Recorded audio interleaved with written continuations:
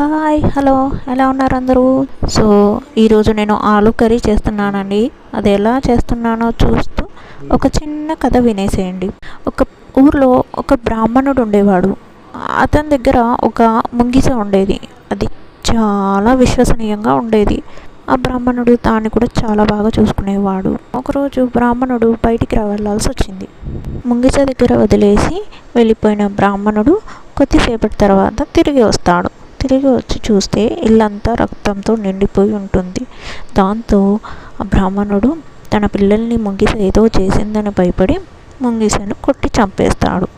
కానీ అసలు విషయం తెలుసుకున్న బ్రాహ్మణుడు తన భార్య ద్వారా చాలా పశ్చాత్తాపడతాడు. అసలు విషయం ఏంటి అంటే వాళ్ళ ఇంటిలోకి పాము వస్తే ఆ ముంగిస ఆ పాముతో పోరాడి తన పిల్లల్ని కాపాడుతుంది. దీని ద్వారా మనం తెలుసుకుంది ఏంటంటే తొందరపడి నిర్ణయాలు తీసుకోకూడదు.